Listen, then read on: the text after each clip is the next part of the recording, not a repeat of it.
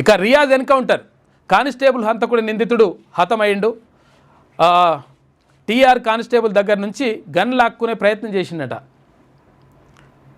AR constable Vasu అయితే trigger నొక్కడంతో అప్రమత్తమైన పోలీసులు ఇక నిందితుడిపై కాల్పులు జరపడంతో హతమైండు. కానిస్టేబుల్ కుటుంబానికి ₹1,24,00,000 పరిహారం, తర్వాత 300 గజాల జాగా కూడా ఇస్తామని చెప్పేసి ప్రకటించిండ్రు డీజీపీ గారు.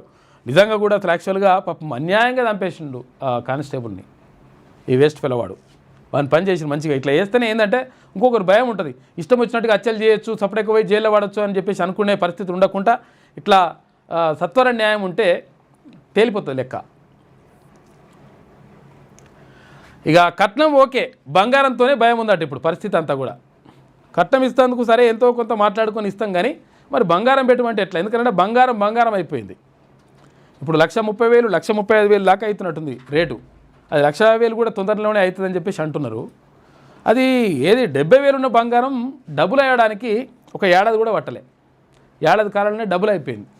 దాంతో మొత్తం బంగారం పెట్టాలంటే భయపడుతురట పబ్లిక్. పెళ్లి చేయాలంటే పసిడికే అంటే బంగారానికే 10 లక్షలు కావాల్సిందే.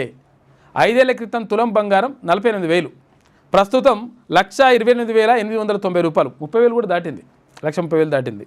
రేట్లు చూసి బెంబేలెత్తుతున్న మధ్యతరగతి ప్రజానికం బంగారం పేరు చెబితేనే జడుసుకుంటున్న పబ్లిక్ అని చెప్పేసి అట్లయింది పరిస్థితి. బంగారం ఈ మాట వింటే చాలు ఇప్పుడు మధ్యతరగతి ప్రజానికానికి వణుకు పుడుతోంది. పసిడి ముచ్చట ఎత్తితే చాలు వణికిపోతున్నారు. జాతీయ మార్కెట్లో డాలర్ అస్థిరంగా ఉండడం మధ్యతరగతి ప్రజలకు శాపంగా మారింది. పెళ్ళిళ్ళు వస్తే చాలు అమ్మాయి తరపు కుటుంబీకులు కట్న కానుకలు అడుగుతారు, కానీ ఆ తర్వాత బంగారం అడిగితేనే భయపడుతురట. అట్లా అయిపోయింది.